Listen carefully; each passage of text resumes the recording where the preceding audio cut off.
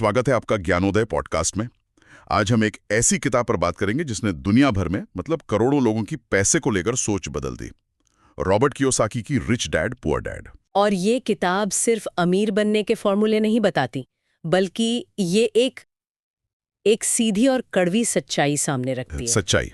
हाँ, ये बताती है कि कैसे हमारा स्कूल, हमारा समाज और यहाँ तक कि हमारे अपने माता पिता की सोच हमें अनजाने में एक ऐसे सिस्टम में फंसा देती है जो हमें गरीब, आज्ञाकारी और हमेशा दूसरों पर निर्भर रहने के लिए डिजाइन किया गया है। बिल्कुल, ये बात हमारे पिछले कई एपिसोड से जुड़ती भी है। जैसे हमने एटॉमिक हैबिट्स में सीखा था कि छोटी आदतें कैसे हमारी पहचान बना देती हैं। हाँ, और द आल्मनाक ऑफ नवल रविकांत में वेल्थ क्रिएशन की मानसिकता को समझा था। और थिंक स्ट्रेट में गलत सोच को दूर करने के तरीके जाने थे।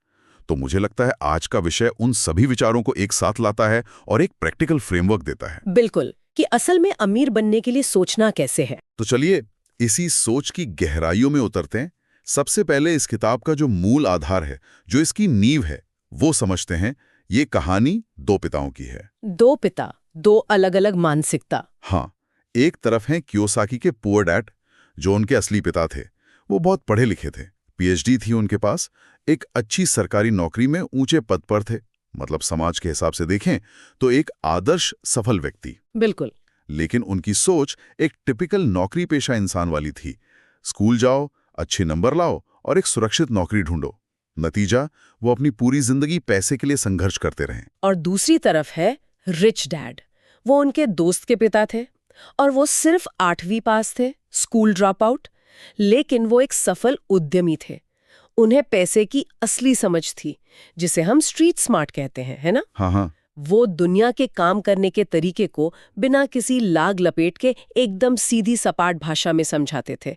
वो किताबी ज्ञान की जगह असल दुनिया के नियमों पर भरोसा करते थे। और किताब का सबसे बड़ा आइडिया शायद यही है कि लोग इसलिए गरीब नहीं रहते कि वो कम कमाते हैं, नहीं, बल्कि इसलिए गरीब रहते हैं क्योंकि वो गरीबों की तरह सोचते हैं। नहीं। अमीर बनने का रास्ता सिर्फ कड़ी मेहनत से नहीं, बल्कि पैसे की समझ से होकर गुजरता है। और इसी सोच की कमी की वजह से ज्यादातर लोग उस चीज में फंस जाते हैं जिसे कियोसाकी रैट रेस कहते हैं। चूहों की दौड़। हाँ, चूहों की दौड़। एक ऐसा अंतहीन चक्र जिससे बाहर निकलना मतलब लगभग नामुमकिन सा लगता है। मुझे याद है जब मेरी पहली नौकरी लगी थी, हाँ। तो यही चक्र शुरू हुआ था। सुबह उठो, ऑफिस जाओ, महीने के अंत में सैलरी का इंतजार करो। जैसे ही सैलरी आती, सारे बिल, ईएमआई, किराया सब में चली जाती। जो बचता उससे थोड़ा एंजॉय करते और महीने के अंत में फिर से खाली हाथ। और फिर अगली सैलरी का इंतजार। हाँ, और ज्यादा सैलरी का मतलब अक्सर ज्यादा बड़े खर्चे। और वह चक्र बस चलता रहता है। बस पिंजड़ा थोड़ा बड़ा और आरामदायक हो जाता है। बिल्कुल सही पकड़ा। और आज हम इसी पिंजरे को तोड़ने के तरीकों पर बात करेंगे। किताब का जो पहला और सबसे क्रांतिकारी विचार है वो ये है, अमीर लोग पैसे के लिए काम नहीं करते। ये सुनने में थोड़ा अजीब लगता है। मतलब क्या ये बात थोड़ी आदर्शवादी नहीं है? आज की दुनिया में बिना पैसे के लिए काम किए घर कैसे चलेगा? डर और लालच सिर्फ भावनाएं थोड़ी हैं, ये तो असलियतें हैं जिनसे हर महीने निपटना पड़ता है। आपका सवाल बहुत वाजिब है और रिच डैड भी यही कहते हैं कि ज्यादातर लोग पैसे के लिए ही काम करते हैं और इसीलिए वो हमेशा दो शक्तिशाली भावनाओं के गुलाम बने रहते हैं। कौन सी दो भावनाएं? डर और लालच। डर मतलब नौकरी खोने का डर, बिल ना चुका पाने का डर, गरीब रह जाने का डर। हाँ, और ये डर आपको एक सुरक्षित नौकरी से चिपके रहने पर मजबूर करता है, भले ही आप उस काम से नफरत ही क्यों ना करते हो। और फिर आता है लालच। जैसी सैलरी बढ़ती है, एक बड़ी गाड़ी, बड़ा घर या नए फोन के बारे में सोचने लगते हैं। बिल्कुल, ये इच्छा आपको और मेहनत करने के लिए प्रेरित करती है, लेकिन कमाई बढ़ते ही आपके खर्चे भी बढ़ जाते हैं और ये दोनों भावनाएं, डर और लालच, मिलकर आपको उसी रैट रेस में और तेजी से दौड़ाती हैं। तो नौकरी एक नशे की तरह हो जाती है। बिल्कुल, जो महीने के अंत में थोड़ी राहत तो देती है, पर आपको जीवन भर के लिए निर्भर बना देती है। अच्छा, तो इसीलिए रिच डैड ने कियोसाकी से शुरुआत में मुफ्त में काम करवाया था। ये बात मुझे हमेशा अजीब लगती थी, लेकिन अब समझ आ रहा है। हाँ, वो उन्हें इस डर और लालच के चक्र से बाहर निकालकर सोचना सिखा रहे थे। एग्जैक्टली। उसका असली मकसद उन्हें ये सिखाना था कि ज्यादा मेहनत करने या ज्यादा सैलरी पाने से पैसे की समस्या हल नहीं होती। असली दौलत बनती है रचनात्मकता से, क्रिएटिविटी से। तो जब आपका दिमाग सिर्फ अगली सैलरी पर अटका नहीं होता, तभी आपको अवसर दिखाई देते हैं। सही कहा। सैलरी वाला माइंडसेट कहता है मुझे और पैसे चाहिए, जबकि अमीर माइंडसेट पूछता है इस समस्या को हल करने का बेहतर आइडिया क्या हो सकता है। और मुझे लगता है कि उन अवसरों को देखने के लिए पहले ये समझना होगा कि पैसे की भाषा क्या है। स्कूल हमें इतिहास और भूगोल तो सिखाते हैं, पर ये नहीं सिखाते कि एसेट क्या होता है। यहीं पे फाइनेंशियल लिटरेसी का आइडिया आता है। हाँ, आपने बिल्कुल सही नब्ज पकड़ी। ये किताब का दूसरा और शायद सबसे जरूरी सिद्धांत है। वित्तीय साक्षरता क्यों जरूरी है? रिच डैड एक बहुत ही सरल लेकिन गहरी बात कहते हैं। क्या? वो कहते हैं ये मायने नहीं रखता कि आप कितना पैसा कमाते हैं, मायने ये रखता है कि आप कितना पैसा रखते हैं और वो पैसा आपके लिए कितनी मेहनत करता है। और यहीं पर एसेट्स और लाइबिलिटीज का कॉन्सेप्ट आता है, जिसे लेकर सबसे ज्यादा कंफ्यूजन है। हाँ, और इसकी परिभाषा इतनी सीधी है ना कि कोई भी समझ सकता है। इसमें कोई रॉकेट साइंस नहीं है। एसेट यानी संपत्ति वो चीज है जो आपकी जेब में पैसा डालती है। जेब में पैसा डालती है। और लाइबिलिटी यानी देनदारी वो चीज है जो आपकी जेब से पैसा निकालती है। बस इतनी सी बात है। मुझे याद है जब मैंने अपनी पहली कार खरीदी थी तो मैं दोस्तों से बड़े गर्व से कहता था कि ये मेरा सबसे बड़ा एसेट है। हाँ हाँ, सब कहते हैं। आज ये किताब पढ़कर समझ आ रहा है कि वो असल में हर महीने मेरी जेब से पेट्रोल, इंश्योरेंस और मेंटेनेंस के नाम पर पैसे निकालने वाली एक मशीन थी। वो एक लायबिलिटी थी। और ये गलती करोड़ों लोग करते हैं। एक घर जिससे आपको किराया आता है वो एक एसेट है। ठीक है। स्टॉक जिनसे डिविडेंड्स मिलता है वो एसेट है। आपका कोई साइड बिजनेस जिससे मुनाफा होता है वो एक एसेट है। वहीं दूसरी तरफ एक बड़ा घर जिसका आप लोन चुका रहे हैं और मेंटेनेंस पे खर्च कर रहे हैं वो एक लाइबिलिटी है। क्रेडिट कार्ड का बिल, महंगे गैजेट्स, ये सब लाइबिलिटीज है। तो मध्यम वर्ग की सबसे बड़ी गलती यही है कि वे पूरी जिंदगी लाइबिलिटीज खरीदते रहते हैं, ये सोचकर के वे एसेट्स बना रहे हैं। बिल्कुल। तो दौलत का सीधा सा फॉर्मूला, लगातार एसेट्स खरीदते जाओ और लाइबिलिटीज को कम से कम रखो। सही कहा। जब आपके एसेट्स से आने वाली इनकम आपके खर्चों से ज्यादा हो जाए, तब आप असल में आर्थिक रूप से आजाद हैं। और इसी से जुड़ा है अगला पॉइंट, अपने काम से काम रखो। Mind your own business. अच्छा, अब इसका मतलब ये नहीं है कि दूसरों के काम में दखल ना दें। नहीं नहीं, बिल्कुल नहीं। यहाँ बिजनेस का मतलब आपकी नौकरी नहीं बल्कि आपका एसेट कॉलम है। ओके, आपकी नौकरी आपका पेशा है, लेकिन आपका बिजनेस आपके एसेट्स हैं। आपकी नौकरी आपके बिल चुकाती है, लेकिन आपका बिजनेस आपकी दौलत बनाता है। मतलब लोग अपनी 40 साल की जिंदगी अपने बॉस के बिजनेस को बनाने में लगा देते हैं और अपने एसेट्स बनाने पे 0 टाइम देते हैं। इसका एक क्लासिक उदाहरण मैकडॉनल्ड्स के संस्थापक रे क्रॉक का है। वो कहते थे मेरा बिजनेस हैमबर्गर बेचना नहीं है, मेरा बिजनेस रियल एस्टेट है। अरे वाह! मैकडॉनल्ड्स का असली पैसा बर्गर से नहीं बल्कि उन प्राइम लोकेशंस की जमीन से आता है। बिल्कुल। रिच डैड की सलाह ये भी है कि नौकरी करते रहो, लेकिन अपनी कमाई का एक हिस्सा और अपना खाली समय अपने एसेट कॉलम को बनाने में लगाओ। जैसे? चाहे वो रियल एस्टेट के बारे में सीखना हो, स्टॉक मार्केट में निवेश करना हो या कोई ऑनलाइन बिजनेस शुरू करना हो। आपकी सैलरी आपके शॉर्ट टर्म सर्वाइवल के लिए है, लेकिन आपके एसेट्स आपकी लॉन्ग टर्म आजादी के लिए। और ज्ञानोदय पॉडकास्ट में हम इसी लॉन्ग टर्म सोच पर तो जोर देते हैं। सही बात है। किताब में टैक्स और कॉरपोरेशंस की शक्ति के बारे में भी बात की गई है।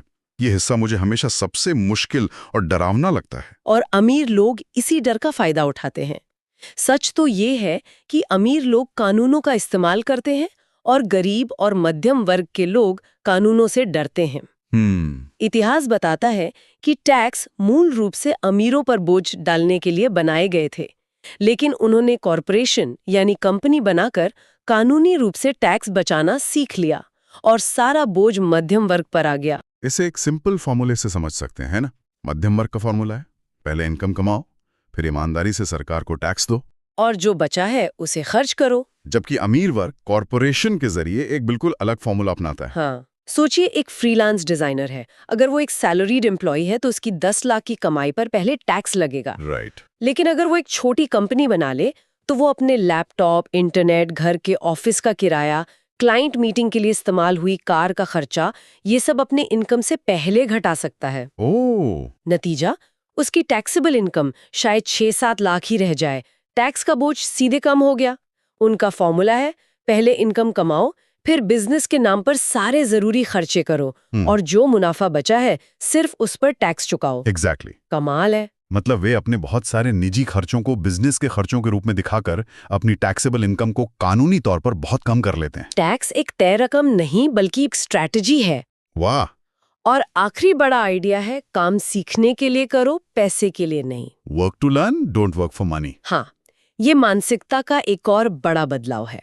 पुअर डैड की सलाह थी एक चीज में स्पेशलिस्ट बनो, जबकि रिच डैड की सलाह थी कई स्किल सीखो, बी मल्टी स्किल्ड। क्योंकि सिर्फ एक चीज में अच्छा होना काफी नहीं है। पैसा उन लोगों के पास आता है जिन्हें बेचना यानी सेल्स, मार्केटिंग करना, लोगों को मैनेज करना, बातचीत करना, नेगोशिएशन और पूरे सिस्टम को समझना आता है। कियोसाकी ने खुद सेल्स सीखने के लिए जेरोक्स कंपनी में नौकरी की थी। बिल्कुल, इसलिए नहीं कि वहां सैलरी अच्छी थी, बल्कि इसलिए कि वहां दुनिया की बेस्ट सेल्स ट्रेनिंग मिलती थी। वो जानते थे कि अगर उन्हें बेचना आ गया तो वो कुछ भी बेच सकते हैं। आपकी सैलरी आपको निर्भर बनाती है, लेकिन आपके स्किल्स आपको अजेय बनाते हैं। और इस किताब की बातें हमारे ज्ञानोदय पॉडकास्ट के पिछले एपिसोड से भी बहुत खूबसूरती से जुड़ती हैं। हाँ, जैसे एटॉमिक हैबिट्स में जेम्स क्लियर सिखाते हैं कि छोटी छोटी आदतें कैसे बड़ा बदलाव लाती हैं। रिच डैड पुअर डैड का पे योरसेल्फ फर्स्ट का नियम एक ऐसी ही छोटी आदत है। सबसे पहले खुद को भुगतान करो। हाँ, हर महीने सैलरी आते ही सबसे पहले अपने एसेट कॉलम के लिए पैसे निकालना, भले ही वो रकम छोटी क्यों ना हो। ये एक आदत है जो आपको अमीर बनाएगी। और द अल्मनाक ऑफ नवल रविकांत में नवल कहते हैं कि असली दौलत खास ज्ञान और लिवरेज से बनती है। कियोसाकी, जिसे वित्तीय बुद्धिमत्ता कहते हैं, वो असल में वही खास ज्ञान है। टैक्स, कॉरपोरेशंस और निवेश के नियमों को समझना। बिल्कुल। इसके अलावा the courage to be disliked हमें सिखाती है कि दूसरों की उम्मीदों और समाज के बनाए रास्तों के डर से कैसे आजाद हों। हाँ, नौकरी छोड़कर अपना कुछ शुरू करने या एक असुरक्षित रास्ता चुनने के लिए भी उसी साहस की जरूरत होती है, क्योंकि आपको समाज के सुरक्षित रास्ते को छोड़ना पड़ता है। ये सब सुनने में तो बहुत अच्छा लगता है, पर कोई इसे अपनी जिंदगी में लागू कैसे करे? मतलब सोमवार की सुबह जब हम काम पर जाएं तो क्या बदलें? सिर्फ जानकारी से तो कुछ नहीं होगा। बहुत जरूरी सवाल है। कियोसाकी कहते हैं कि एक्शन लेने से पहले हमें 5 मानसिक बाधाओं को दूर करना होगा, जो हमें अमीर बनने से रोकती हैं। पहली और सबसे बड़ी बाधा है पैसे खोने का डर। हाँ, मैंने अपनी जिंदगी में ऐसा कोई अमीर इंसान नहीं देखा जिसने कभी पैसा न खोया हो, लेकिन मैंने ऐसे बहुत से गरीब लोग देखे हैं जिन्होंने 1 रुपया भी नहीं खोया। अमीर लोग हार को सीखने का एक अवसर मानते हैं। वो छोटे छोटे नुकसान से सीखकर बड़ी जीत हासिल करना सीखते हैं। दूसरी बाधा है निराशावाद, सिनिसिज्म। हाँ, वो दोस्त जो हमेशा कहता है, अरे ये सब काम नहीं करता, या ये सब बातें किताबों में ही अच्छी लगती हैं। ये शंकाएं आपको पंगु बना देती हैं। बिल्कुल, निराशावादी लोग कभी कुछ शुरू नहीं करते, क्योंकि वो हमेशा बहाने खोजते हैं, जबकि विजेता विश्लेषण करते हैं। तीसरा है आलस्य। और ये बिस्तर में पड़े रहने वाला आलस्य नहीं है, बल्कि टाल-मटोल करने का आलस्य है। लोग कहते हैं मैं बहुत व्यस्त हूँ, जबकि सच ये है कि वे अपनी मौजूदा आरामदायक स्थिति को बदलने से डरते हैं। हुकाम नग्यस्त रहकर अपनी असली समस्याओं से भागते हैं। हाँ, चौथी हैं बुरी आदतें, जैसे सैलरी आते ही पहले बिल भरना और दूसरों को पैसे देना। लेकिन इसमें एक मुश्किल ये भी तो है, रिच डैड की आदत थी सबसे पहले खुद को भुगतान करें, पर यह सुनने में बहुत खतरनाक लगता है। अगर बिल चुकाने के लिए पैसे कम पड़ गए तो क्रेडिट स्कोर खराब होगा, मुश्किलें बढ़ जाएंगी। ये एक तरह का सकारात्मक दबाव बनाने का तरीका है। जब आप सबसे पहले अपने एसेट कॉलम में निवेश करते हैं और फिर देखते हैं कि बिल चुकाने के लिए पैसे कम हैं, तो ये दबाव आपको और कमाने के नए तरीके खोजने पर मजबूर करता है। अच्छा, ये आपकी रचनात्मकता को जगाता है। अगर आप पहले बिल चुका देंगे तो आपके पास अपने लिए कभी कुछ नहीं बचेगा। और पांचवी बाधा है अहंकार, एरोगेंस। हाँ, ये सोचना कि मुझे सब पता है आपको अंधा बना देता है। जब आप कोई ऐसा वित्तीय विचार सुनते हैं जो आपको समझ नहीं आता, तो उसे खारिज करने के बजाय उसे समझने की कोशिश करें। अज्ञानता को अहंकार से ढकना गरीबी का सीधा रास्ता है। तो इन बाधाओं को पार करने के बाद शुरुआत करने के लिए कुछ ठोस कदम क्या होंगे? सबसे पहले अपना क्यों खोजें। आप आर्थिक रूप से स्वतंत्र क्यों होना चाहते हैं? क्या आप दुनिया घूमना चाहते हैं या अपने परिवार को बेहतर जीवन देना चाहते हैं? अगर आपका कारण मजबूत नहीं है तो आप पहली मुश्किल में ही हार मान लेंगे। दूसरा, अपनी भाषा बदलें। ये कहना बंद करें, मैं इसे खरीद नहीं सकता। इसके बजाय खुद से पूछें, मैं इसे कैसे खरीद सकता हूँ। पहला वाक्य आपके दिमाग को बंद कर देता है, जबकि दूसरा सवाल आपके दिमाग को समाधान खोजने के लिए मजबूर करता है। एक और बहुत शक्तिशाली नियम है, लग्जरी आइटम अपने एसेट्स से खरीदें। मतलब अगर आपको एक महंगी कार खरीदनी है तो उसे अपनी सैलरी से या लोन लेकर ना खरीदें। पहले कोई ऐसा एसेट बनाएं, जैसे एक प्रॉपर्टी या स्टॉक पोर्टफोलियो, जिससे इतनी इनकम हो कि वो उस कार की ईएमआई खुद भर सके। वाह, इस तरह आपने एक लाइबिलिटी खरीदने के लिए पहले एक एसेट बनाया। बिल्कुल। और अंत में शिक्षा में निवेश करें, मनोरंजन में नहीं। जब मध्यम वर्ग के पास अतिरिक्त पैसा आता है तो वे एक नया फोन या टीवी खरीदते हैं। अमीर वर्ग उस पैसे से एक नई स्किल सीखता है, एक किताब खरीदता है या किसी सेमिनार में जाता है। आपकी सबसे बड़ी संपत्ति आपका दिमाग है। तो इस पूरी चर्चा को अगर कुछ मुख्य बिंदुओं में समेटना हो तो वे क्या होंगे? मेरे हिसाब से 6 सबसे महत्वपूर्ण बातें हैं। पहली, आपकी सोच आपको गरीब रखती है, आपकी सैलरी नहीं। डर और अज्ञानता आपको रैट रेस में फंसाए रखते हैं। दूसरी, एसेट और लाइबिलिटी के बीच का फर्क जानें। एसेट आपकी जेब में पैसा डालता है, लाइबिलिटी निकालती है।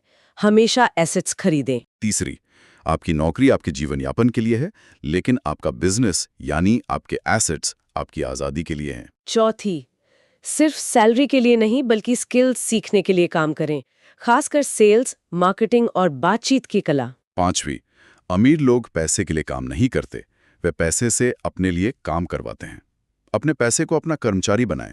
और छठी और सबसे जरूरी, वित्तीय शिक्षा ही असली समाधान है, सिर्फ कड़ी मेहनत नहीं।